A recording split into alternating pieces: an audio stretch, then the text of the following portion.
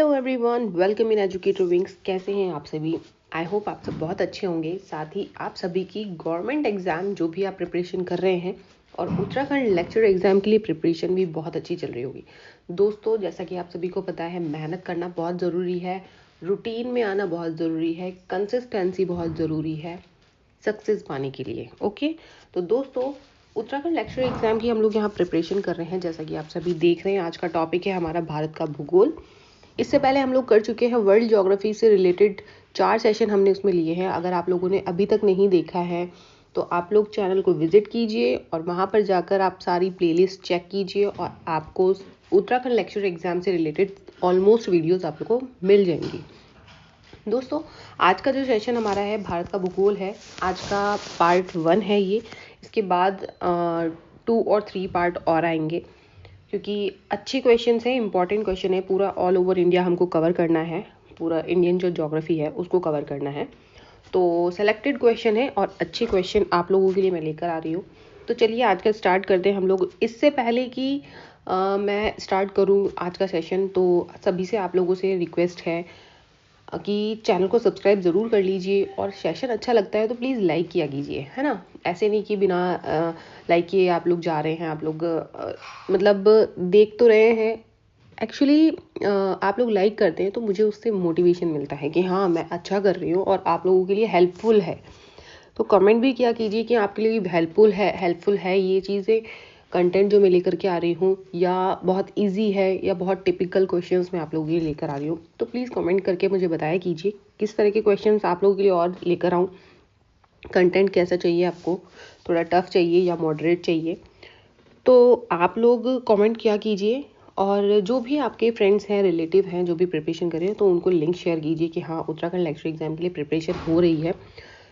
अब बेसिक जो चीज़ें हैं जो पूछी जाती हैं उसी से रिलेटेड हम लोग यहाँ पर डिस्कस कर रहे हैं। जो एग्ज़ाम पैटर्न है उसी को फॉलो कर रहे हैं, लेवल जो है एग्ज़ाम का उसी को हम लोग यहाँ पर फॉलो कर रहे हैं।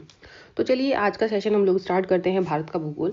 तो फर्स्ट क्वेश्चन हमारा आता है, भारत के कुल क्षेत्रफल का कितने प्रतिशत भाग मैदानी है? भारत के कुल क्षेत्रफल का कितने प्रतिशत भाग मैदानी है? अब सबसे पहले आपको ना ये पता होना चाहिए भारत का क्षेत्रफल कितना है। ठीक है, सबसे पहले आपको भारत का कुल क्षेत्रफल क्या है वो आपको पता होना चाहिए। तो मैं आप लोगों को यहाँ पर बता देती हूँ, भारत का जो कुल क्षेत्रफल है कितना है, 32 lakh, okay, 87,263 kilometre square. Okay, तो ये हमारा भारत का क्षेत्रफल है। ये चीज़ आपको ध्यान रखनी है, यानी कि 32,87,263 किलोमीटर स्क्वायर। ओके, तो आपको ये भारत का जो क्षेत्रफल है उसको ध्यान रखना है। अब क्या पूछा है, भारत के कुल क्षेत्रफल का कितने प्रतिशत भाग मैदानी है? तो हमको यहाँ परसेंटेज दिया हुआ है। अगर हम इस परसेंटेज को मैथ्स के अकॉर्डिंग हम लोग यहाँ पर मल्टीप्लाई करके 11/100 कर दें या 18 जो भी ऑप्शन एक्यूरेट है, ठीक है, तो हमारा यहाँ पर जो मैदानी भाग है ना उसका क्षेत्रफल निकल कर आ जाएगा। पहले हम लोग यहाँ देखते हैं ऑप्शन कौन सा करेक्ट है हमारा। ऑप्शन ए है 11%, बी है 18%, सी 28% और डी 43%। तो करेक्ट आंसर हमारा यहाँ पर है 43%। ठीक है, भारत का जो कुल क्षेत्रफल है। ठीक है, अब मैं आपको एक चीज़ बताती हूँ, इसको मैं यहाँ से इरेज कर देती हूँ एक्चुअली। ओके, जो भारत का क्षेत्रफल है ये 7 है। ठीक है, ये भारत का क्षेत्रफल है। इसको अगर हम लोग मल्टीप्लाई बाय ये कर देना तो इसका क्षेत्रफल आ जाएगा हमारे पास। ठीक है, जो भी आएगा तो आप लोग उसको की करो 43/100। ओके, तो 100 यहाँ पर हमारा जो भी है पॉइंट लग के हो जाएगा सॉल्व, और इसको मल्टीप्लाई कर लो 43 से। ठीक है, तो हमारा मैदानी जो भाग है, मैदानी भाग का क्षेत्रफल कितना है वो एक्यूरेट निकल के आ जाएगा। ओके, तो दोस्तों फर्स्ट क्वेश्चन का आंसर हमारा क्या हो गया, ऑप्शन डी 43%। ओके, तो नेक्स्ट हम देखते हैं क्वेश्चन नंबर 2, भौतिक रचना तथा धरातल के स्वरूप के आधार पर भारत को कितने भागों में बांटा गया है? अब भौतिक रचना और धरातल के स्वरूप यानी कि फिजिकल जो है हमारा स्ट्रक्चर इंडिया का, ठीक है, फिजिकल स्ट्रक्चर के अकॉर्डिंग भारत को कितने भागों में बांटा गया है? ऑप्शन ए है 4 भाग, बी है 5 भाग, सी 6 भाग और डी 7 भाग। तो जो फिजिकल जो स्ट्रक्चर है, भौतिक रचना है, धरातल का स्वरूप है, उसके अकॉर्डिंग भारत को कितने भागों में बांटा है? 5 भागों में बांटा है। ऑप्शन बी यहाँ पर करेक्ट हो जाएगा, ऑप्शन बी। तो अब कौन कौन से 5 भाग हैं आपको मैं ये बता देती हूँ। कौन कौन से भाग हैं 5? तो ये देखिए हमारे पास मैप है, मैंने आप लोगों के लिए मैप डाला हुआ है यहाँ पर, ठीक है। तो हमारा देखो उत्तरी पर्वतीय भाग पहला पोर्शन आ जाता है। उत्तरी पर्वतीय भाग जो हमारा आता है, उत्तरी पर्वतीय भाग, ओके, ये पर्वतीय भाग है, इसको मैं 1 नंबर डाल देती हूँ, ओके 1। मैंने 5 बताए हैं आपको, ओके, ये 1 है उत्तरी पर्वतीय भाग। फिर आता है हमारा विशाल मैदान, ठीक है, आता है हमारा क्या? विशाल मैदान, ये हमारा विशाल मैदान है, ठीक है, ये 2 मैं यहाँ पर डाल देती हूँ आप लोगों के लिए। फिर आता है हमारा प्रायद्वीपीय पठार, प्रायद्वीपीय पठार आता है। फिर वेट, इसको मैं थोड़ा सा स्क्रॉल कर दूँ।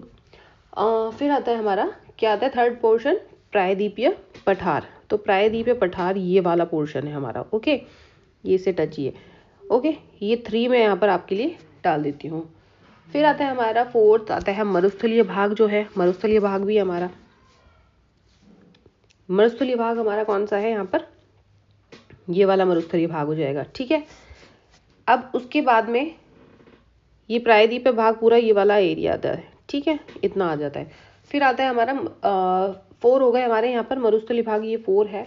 5th आता है हमारा समुद्र तटीय भाग। तो ये वाला जो एरिया है, यहाँ मैं डॉट डॉट से आपको बताना चाहती हूँ, ये जो एरिया है हमारा, ये 5 वाला जो एरिया है, ये कोस्टल एरिया, ठीक है, इसको मैं 5 लिख देती हूँ। आई होप आप सभी को अब समझ में आ गया होगा। 1 है हमारा, पहला है जो हमारा उत्तरी पर्वतीय भाग है, दूसरा है विशाल मैदान जो है, गंगा ब्रह्मपुत्र का विशाल मैदान जिसको कहा जाता है। थर्ड है हमारा प्रायद्वीपीय पठार। 4th है हमारा मरुस्थलीय प्रदेश। और डी 5th पॉइंट जो है हमारा समुद्र तटीय मैदान आ जाता है, ठीक है। तो भारत के ये कुल 5 भौतिक भागों में बांटा हुआ है भारत को, ठीक है। तो 5 भौतिक भाग हमने समझ लिए हैं कौन से हैं, और मैप के थ्रू हमने जान लिए किस तरह से डिवाइडेड है, ओके। नेक्स्ट क्वेश्चन आता है हमारा क्वेश्चन नंबर 3। भारत की सबसे ऊंची चोटी K2 गॉडविन ऑस्टिन किस पर्वत श्रृंखला का भाग है? ऑप्शन ए है हमारा काराकोरम, बी है लद्दाख, सी जास्कर और डी है पीर पंजाल। अब जो K2 है, जो भारत की सबसे ऊंची चोटी है K2, ठीक है, माउंट एवरेस्ट नहीं है, इंडिया का कभी माउंट एवरेस्ट नहीं है, माउंट एवरेस्ट एक्चुअली नेपाल में है। तो भारत की जो सबसे ऊंची चोटी है K2 है, गॉडविन ऑस्टिन जिसको कहा जाता है, ठीक है। तो पूछा है किस पर्वत श्रृंखला में है, तो किस पर्वत श्रृंखला में है? ऑप्शन ए हमने देख लिया काराकोरम है, बी लद्दाख, सी जास्कर और डी पीर पंजाल। तो करेक्ट आंसर हमारा इसका है काराकोरम, ठीक है, ऑप्शन ए करेक्ट हो जाएगा। थर्ड क्वेश्चन का आंसर ऑप्शन ए काराकोरम। अब देखिए मैं आपको ये बता देती हूँ, ये जो काराकोरम रेंज है, K2 है हमारा जो है ना, और लद्दाख आता है, जास्कर आता है, तो ये किस हिमालय क्षेत्र के अंतर्गत आता है? कौन सा हिमालय का भाग है? ठीक है, तो ये आता है ट्रांस हिमालय के अंदर, ठीक है। कौन से हिमालय में आता है? ट्रांस हिमालय में। तो ये चीज़ हमें पता होनी चाहिए, क्योंकि आपको पता है हिमालय कितने भागों में डिवाइड है, तो ये चीज़ आपको ध्यान होनी चाहिए कि K2 जो है कौन से हिमालय की श्रेणी में आता है, ठीक है। तो ये चीज़ आपको पता होनी चाहिए। क्वेश्चन नंबर 4 देखते हैं, विश्व की सबसे ऊंची चोटी हिमालय की श्रेणी का भाग है। देखिए आगे आप लोगों के लिए क्वेश्चन, ऑप्शन ए है ट्रांस हिमालय, बी हिमाद्री हिमालय, सी हिमाचल हिमालय और डी है शिवालिक हिमालय। तो जो हमारा ये है विश्व की जो सबसे ऊंची चोटी है हिमालय, माउंट एवरेस्ट जिसको कहते हैं, ठीक है। तो कौन से हिमालय की सबसे ऊंची चोटी है, ठीक है, ये बताना है मैंने। ऑप्शन बी यहाँ पर करेक्ट है, Himadri Himalaya, okay, option B यहाँ पर करेक्ट हो जाएगा। हिमालय की जो सबसे ऊंची चोटी है, हिमालय की सबसे ऊंची चोटी माउंट एवरेस्ट हिमाद्री हिमालय यानी वृहद हिमालय के अंतर्गत आती है, जिसकी औसत ऊंचाई कितनी है, एवरेज इसकी हाइट कितनी है, 6000 मीटर, ओके। एवरेस्ट इसी हिमालय का भाग है, देख लीजिए आप। अब एक और बताती हूँ मैं आप लोगों को इससे रिलेटेड, कंचनजंगा है, नंगा पर्वत, नंदा देवी, कामेट, नामचा बरवा, ये सब हिमाद्री हिमालय में आते हैं, ओके। नेक्स्ट आता है क्वेश्चन नंबर 5, भारत में हिमालय की सबसे ऊंची चोटी कौन सी है? अब भारत में हिमालय की सबसे ऊंची चोटी कौन सी है, ये बताना है हमें। ऑप्शन ए है नंदा देवी, बी नामचा बरवा, सी है कंचनजंगा और डी एवरेस्ट। अब हिमालय की सबसे ऊंची चोटी एवरेस्ट इंडिया में तो है नहीं, ऑप्शन डी तो हमारा एलिमिनेट हो गया। ठीक है, तो अभी मैंने आप लोगों को बताया है, अभी बताया है मैंने आपको कि क्वेश्चन का आंसर क्या है, भारत में पूछा है, भारत में। ठीक है, तो भारत में सबसे ऊंची चोटी कौन सी है, हिमालय की सबसे ऊंची चोटी कौन सी है, कंचनजंगा। ठीक है, ऑप्शन सी यहाँ पर 5th क्वेश्चन का करेक्ट आंसर हो जाएगा। नेक्स्ट आता है क्वेश्चन नंबर 6, विश्व की सबसे ऊंची चोटी एवरेस्ट किस देश में अवस्थित है। ऑप्शन ए है Bharat, B Bhutan, C China and D है नेपाल। तो आप सभी को इसका आंसर पता है, बहुत इजी क्वेश्चन है, ऑप्शन डी यहाँ पर करेक्ट है, नेपाल। नेक्स्ट आता है क्वेश्चन नंबर 7, निम्नलिखित में से कौन सी पर्वत श्रृंखला हिमालय का नवीनतम भाग है। ऑप्शन ए है ट्रांस हिमालय क्षेत्र, बी वृहद हिमालय क्षेत्र, सी हिमाचल हिमालय और डी है शिवालिक हिमालय। तो कौन सी पर्वत श्रृंखला हिमालय का नवीनतम भाग है, ये हमें बताना है। तो शिवालिक हिमालय जो है हिमालय का नवीनतम भाग है। ठीक है, शिवालिक हिमालय जो है हिमालय का नवीनतम भाग है। नेक्स्ट देखते हैं हम लोग क्वेश्चन नंबर 8, शिवालिक हिमालय का निचला भाग क्या कहलाता है। ऑप्शन ए है भाबर, बी खादर, सी है तराई और डी बांगर। तो शिवालिक हिमालय का जो निचला भाग है, ठीक है, निचला भाग वो क्या कहलाता है, क्या कहलाता है, उसको क्या कहा जाता है। ऑप्शन यहाँ पर हमारा सी करेक्ट हो जाएगा, तराई। तो जो शिवालिक हिमालय का सबसे निचला हिस्सा है, ठीक है, शिवालिक हिमालय का, उसको तराई कहा जाता है। ओके, अब आप लोगों को कोई इसका सीक्वेंस नहीं याद होता होगा कि भाबर पहले आएगा, तराई पहले आएगा, बांगर आएगा, खादर आएगा, तो इसका सीक्वेंस आप लोगों को नहीं पता होगा। ठीक है, कभी कभी हम लोग कंफ्यूज भी हो जाते हैं कि इसका सही सीक्वेंस क्या है। ठीक है, अब मैं आप लोगों को बता देती हूँ, इसका सही सीक्वेंस है हमारा जो मैदान को ना धरातलीय स्वरूप के आधार पर कितने भागों में बांटा है। सबसे पहले मैं बता देती हूँ, मैदान को धरातलीय स्वरूप के आधार पर 4 भागों में बांटते हैं। ठीक है, 4 भागों में बांटते हैं। तो पहला हमारा आ जाता है भाबर, ये सीक्वेंस आप लोग याद रख लेना। फिर आता है तराई, उसके बाद आता है हमारा बांगर, ओके, उसके बाद आता है हमारा 4th में खादर। ठीक है, तो ये 4 हो गए हमारे। अब देखो मैं आप लोगों को बता देती हूँ कि भाबर क्या होता है। भाबर ना भाबर प्रदेश का निर्माण हिमालय द्वारा, अब देखो मैं बताती हूँ आपको भाबर क्या होता है एक्चुअली। जो भाबर जो एरिया है उसका निर्माण कैसे होता है, हिमालय द्वारा लाई गई बजरी, कंकड़, पत्थर के निक्षेपण से के द्वारा होता है। ठीक है, निक्षेपण से होता है।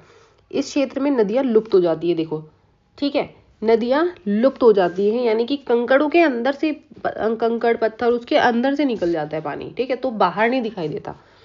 नेक्स्ट आता है हमारा तराई वाला क्षेत्र। अब भाबर के दक्षिण में तराई वाला क्षेत्र स्थित है, ये देख लीजिए आप, भाबर के दक्षिण में ये तराई वाला क्षेत्र स्थित है। ठीक है, जो दलदली क्षेत्र होता है, ठीक है, तथा यहाँ भाबर में विलुप्त नदियां दोबारा प्रकट हो जाती है। अब क्या होता है यहाँ पे भाबर में, जो भाबर जो कंकड़ पत्थर वाला एरिया है, भाबर जो कंकड़ पत्थर वाला एरिया है, तराई है जो दलदल वाला एरिया है। कंकड़ पत्थर यहाँ लिख देती हूँ मैं, कंकड़ पत्थर, ओके, इससे आपको क्या है ना याद रहेगा।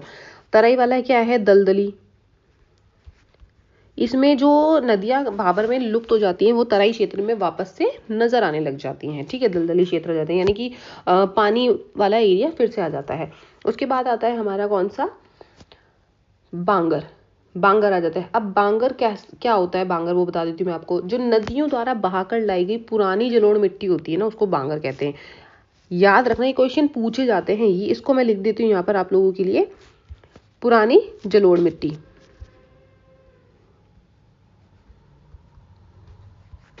पुरानी जलोढ़। ओके, आप लोग थोड़ा सा अंडरस्टैंड कीजिएगा। खादर क्या होता है, अब जो नई जलोढ़ मिट्टी होती है उसको खादर बोलते हैं। क्वेश्चन कई बार कंफ्यूज करता है, इसलिए आप लोगों के लिए मैंने लिख दिया है। थोड़ी राइटिंग बहुत डिस्टर्ब है, आप लोगों को थोड़ा समझने में दिक्कत आएगी, बट मैं बोल बोल कर आप लोगों को समझा रही हूँ। आई होप आप लोगों को क्लियर होगा। ठीक है, भाबर क्या होता है, कंकड़ पत्थर वाला, ठीक है, जिसमें नदियां लुप्त हो जाती हैं। तराई क्या है, दलदली क्षेत्र है जिसमें नदियां दोबारा से हमको दिखने लग जाती हैं, ठीक है, नजर आने लग जाती है। बांगर क्या होता है, पुरानी जलोढ़ मिट्टी होती है, नदियों द्वारा बहा कर लाई गई। खादर क्या होता है, नई जलोढ़ मिट्टी होती है। और ये जो सीक्वेंस मैंने आपको बताया है, ये सीक्वेंस बिल्कुल सही है। ठीक है, सीक्वेंस पूछा जाता है, कई बार कंफ्यूजन क्रिएट किया जाता है और हमारा क्वेश्चन का आंसर गलत हो जाता है। तो प्रॉपरली आप इस क्वेश्चन को याद कर लीजिएगा, पूछा जाने वाला क्वेश्चन है, अच्छा क्वेश्चन है। नेक्स्ट आता है क्वेश्चन नंबर 9। शिमला, कुल्लू, मनाली, मसूरी, दार्जिलिंग आदि प्रसिद्ध जो पर्यटक स्थल किस हिमालय क्षेत्र के भाग हैं? ऑप्शन ए है हिमाचल हिमालय, बी है शिवालिक हिमालय, सी हिमाद्री हिमालय और डी ट्रांस हिमालय। तो करेक्ट आंसर हमारा यहाँ पर है Himachal Himalaya, option A. Next देखते हैं हम लोग क्वेश्चन नंबर 10। वृहद हिमालय की औसत ऊंचाई कितनी है? ऑप्शन ए है 5000 मीटर, बी है 6000 metre, C 6500 metre and D 7000 metre. तो करेक्ट आंसर में क्या है? वृहद हिमालय की औसत ऊंचाई कितनी है? 6000 मीटर। अभी हम लोगों ने ऑलरेडी क्वेश्चन में डिस्कस किया हुआ है, तो मैंने आपको बताया था 6000 मीटर एवरेज जिसकी हाइट है। नेक्स्ट आता है क्वेश्चन नंबर 11। निम्नलिखित में से कौन सी पर्वत श्रेणी भारत की सबसे पुरानी पर्वत श्रेणी है? बताना है हमें। ऑप्शन ए है हिमालय, बी है पश्चिमी घाट, सी पूर्वी घाट और डी है अरावली श्रेणी। तो आप सभी को पता है इसका आंसर क्या है, बहुत इजी है और कभी कभी क्वेश्चन रिपीट भी होते हैं, पूछे भी जाते हैं ऐसे क्वेश्चन, ठीक है। तो सबसे पुरानी जो भारत की पर्वत श्रेणी है वो कौन सी है? ऑप्शन ए नहीं, डी है अरावली श्रेणी, ठीक है। नेक्स्ट आता है क्वेश्चन नंबर 12। अरावली पर्वत श्रेणी की सबसे ऊंची चोटी कौन सी है? ये बताना है हमें। ऑप्शन ए है Guru Shikhar, B Dhupgarh, C Kalsubai and D Doddabetta. तो अरावली जो पर्वत श्रेणी है उसकी सबसे ऊंची चोटी कौन सी है? ऑप्शन ए गुरु शिखर। नेक्स्ट आता है क्वेश्चन नंबर हमारा 13। निम्नलिखित में से कौन सी पर्वत श्रृंखला है ब्लॉक पर्वत का उदाहरण है? कौन सी पर्वत श्रृंखला ब्लॉक पर्वत का उदाहरण है? ऑप्शन ए है अरावली, बी सतपुड़ा, सी हिमालय और डी पश्चिमी घाट। तो जो पर्वत श्रृंखला है कौन सी ब्लॉक पर्वत का उदाहरण है वो बताना है हमें। इनमें से कौन सा ब्लॉक पर्वत का उदाहरण है? ऑप्शन बी यहाँ पर करेक्ट है, सतपुड़ा। नेक्स्ट आता है क्वेश्चन नंबर 14। सतपुड़ा श्रेणी की सबसे ऊंची चोटी कौन सी है? सतपुड़ा श्रेणी की सबसे ऊंची चोटी कौन सी है? ऑप्शन ए है हमारा यहाँ पर गुरु शिखर, बी दोदा बेटा, सी है हमारा धूपगढ़ एंड डी कलसूबाई। तो सतपुड़ा श्रेणी की सबसे ऊंची चोटी कौन सी है? धूपगढ़, ऑप्शन सी यहाँ पर हमारा करेक्ट आंसर है। नेक्स्ट आता है क्वेश्चन नंबर 15। अमरकंटक किस पहाड़ी की सर्वोच्च शिखर है? किस पहाड़ी का सर्वोच्च शिखर है? ऑप्शन ए है Satpura, B Maikal, C Nilgiri and D Shivalik. तो जो अमरकंटक की पहाड़ी है किसकी सर्वोच्च चोटी है? मिकाल, ठीक है। मिकाल पहाड़ी की सर्वोच्च चोटी कौन सी है? अमरकंटक। पूछे जाने वाले क्वेश्चन है, याद करिएगा इन क्वेश्चन को, इंपॉर्टेंट क्वेश्चन है ये।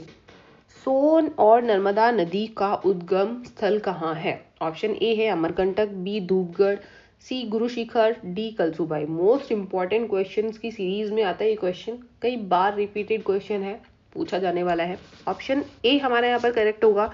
सोन और नर्मदा नदी का उद्गम स्थल क्या है? अमरकंटक। नेक्स्ट आता है क्वेश्चन नंबर 17। पश्चिमी घाट का विस्तार कहाँ से कहाँ तक है? ऑप्शन ए है नर्मदा से गोवा तक, बी है ताप्ती नदी से कन्याकुमारी तक, सी है सूरत से कोची तक एंड डी नासिक से कन्याकुमारी तक। अब जो पश्चिमी घाट है उसका विस्तार कहाँ से कहाँ तक है ये पूछा है हमसे। इन्होंने नाम बताए हैं, ठीक है। ताप्ती नदी से कन्याकुमारी तक, ऑप्शन बी हमारे यहाँ पर करेक्ट होगा, ताप्ती नदी से कन्याकुमारी तक, ठीक है। नेक्स्ट देखते हैं हम लोग क्वेश्चन नंबर 18। नासिक एवं मुंबई के बीच कौन सा दर्रा स्थित है? ऑप्शन ए है थाल घाट, बी भोर घाट, सी पाल घाट और डी सैनकोटा। तो नासिक और मुंबई के बीच में कौन सा दर्रा स्थित है? ऑप्शन ए यहाँ पर करेक्ट है हमारा, थाल घाट, ठीक है।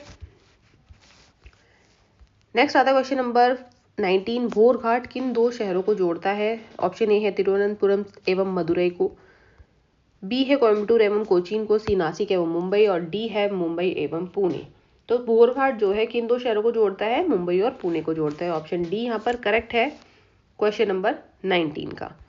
नेक्स्ट आता है क्वेश्चन नंबर हमारा कोयम्बटूर एवं कोचीन के बीच स्थित पालघाट की ऊंचाई क्या है? ऑप्शन ए है हमारा 580 मीटर, बी 630 मीटर एंड सी है 305 मीटर एंड डी 280 मीटर। तो करेक्ट आंसर हमारा यहाँ पर है ऑप्शन सी 305 यानी कि 305 मीटर, ठीक है। कोयम्बटूर और कोचीन के बीच की दूरी की बीच स्थित पालघाट की ऊंचाई क्या है वो पूछा है, 305 मीटर। नेक्स्ट आता है हमारा क्वेश्चन नंबर 21। नीलगिरी की पहाड़ी भारत के किस राज्य में स्थित है? ऑप्शन ए है आंध्र प्रदेश, बी कर्नाटक, सी केरल और डी तमिलनाडु। इंपॉर्टेंट क्वेश्चन है ये, ठीक है। नीलगिरी की पहाड़ी भारत के किस राज्य में स्थित है? तो तमिलनाडु में स्थित है। कई बार हम लोग कंफ्यूज रहते हैं कि कर्नाटक में है या तमिलनाडु में है। कई बार क्वेश्चन हम लोग इसमें कंफ्यूजन क्रिएट करता है ये क्वेश्चन। तो तमिलनाडु इसका करेक्ट आंसर है, ठीक है।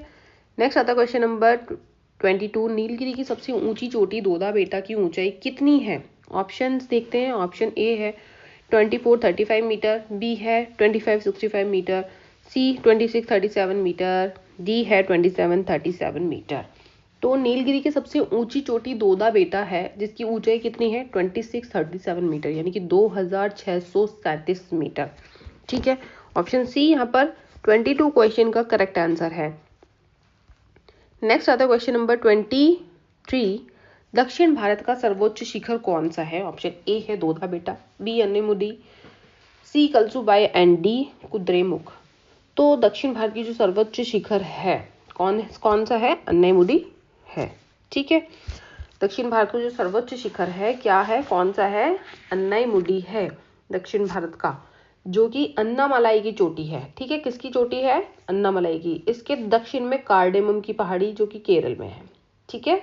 तो ये चीजें आपको क्लियर होनी चाहिए। नेक्स्ट आता है क्वेश्चन नंबर 24।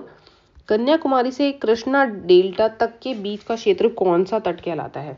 अब कन्याकुमारी से पूछा है ये, कन्याकुमारी से कृष्णा डेल्टा तक का जो क्षेत्र है किस तट के नाम से जाना जाता है? ऑप्शन ए है कोरोमंडल तट, बी है गोलकुंडा तट, सी उत्तरी सरकार और डी है मालाबार तट। तो जो हमारा कन्याकुमारी है, जानते हैं आप, इंडिया के जो लास्ट में पॉइंट पड़ता है हमारा, कन्याकुमारी से कृष्णा डेल्टा तक के बीच का क्षेत्र जो तट क्षेत्र है उसको क्या कहा जाता है? तो ऑप्शन ए है यहाँ पर कोरोमंडल, सही है ऑप्शन हमारा ए, ओके। नेक्स्ट आता है क्वेश्चन नंबर 25। पूर्वी तट पर स्थित पाराद्वीप बंदरगाह किस राज्य में स्थित है? ऑप्शन ए है पश्चिमी बंगाल, बी है उड़ीसा, सी आंध्र प्रदेश, डी है तमिलनाडु। तो पूर्वी तट पर स्थित जो पाराद्वीप बंदरगाह किस राज्य में स्थित है? पाराद्वीप बंदरगाह उड़ीसा में है। ऑप्शन बी यहाँ पर करेक्ट है। नेक्स्ट आता है हमारा क्वेश्चन नंबर 26। भारत के पश्चिमी तट पर स्थित गुजरात से गोवा तक के तट को किस नाम से जाना जाता है? ऑप्शन ए है मालाबार तट, बी कोंकण तट, सी कन्नड़ तट और डी कोरोमंडल तट। तो जो भारत के पश्चिमी तट है, ठीक है, उसमें गुजरात से गोवा तक का जो तट है उसको किस नाम से जाना जाता है वो बताना है हमें। कोंकण तट कहा जाता है उसको। ऑप्शन बी यहाँ पर करेक्ट आंसर है। दोस्तों अभी हमने देखा कि कन्याकुमारी से क्या पूछा था क्वेश्चन हमारा, कन्याकुमारी से कृष्णा डेल्टा तक का जो क्षेत्र है, तट क्षेत्र, उसको क्या कहा जाता है? तो उसको कोरोमंडल कहा जाता है। और अभी पूछा है कि गुजरात से गोवा तक का जो तट है उसको क्या कहा जाता है? कोंकण कहा जाता है। तो आप लोग समझ रहे हैं इस चीज़ को। अभी मैप में मैं आप लोगों को यहाँ पर क्लियर कर देती हूँ बाकी की चीज़ें। ये देखिए आप लोग, मैप देखना बहुत ज़रूरी है। छोटे छोटे जो तट हैं जिनका नाम हमने देखा भी नहीं है, पढ़ा नहीं है कभी कभी, तो उस चीज़ को भी मैं लेकर के आई हूँ आप लोगों के लिए, ईजी हो जाएगा जिससे आप लोगों के लिए। ये देखिए आप लोग, अभी हम लोगों ने देखा कोंकण तक हमने पढ़ा, ठीक है, गुजरात और गोवा, ठीक है, ओके। तो ये कौन सा तट है? ये वाला तट हमारा गुजरात और गोवा। मैं थोड़ा पेन का कलर चेंज कर देती हूँ।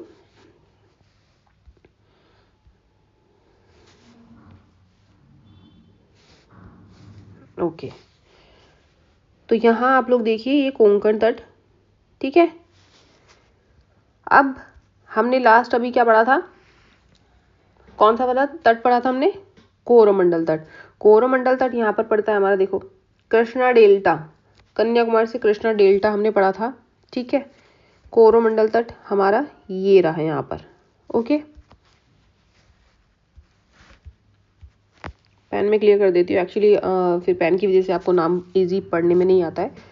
तो हमने देख लिया यहाँ पर वेस्ट में, देखते हैं पहले हमारा कोंकण तट है, फिर केनरा तट है और यहाँ पर हमारा आ गया मालाबार तट, ओके।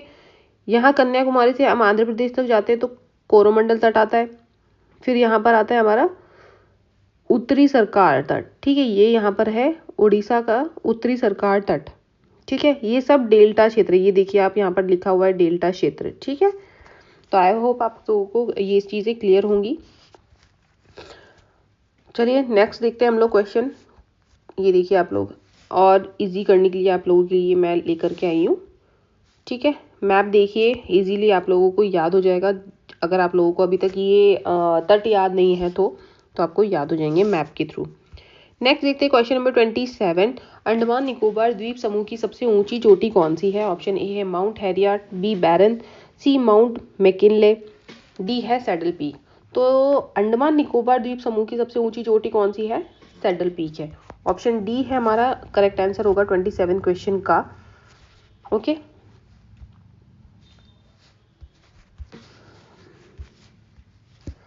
नेक्स्ट हम लोग देखते हैं क्वेश्चन नंबर 28। भारत का एक सक्रिय ज्वालामुखी किस द्वीप पर स्थित है?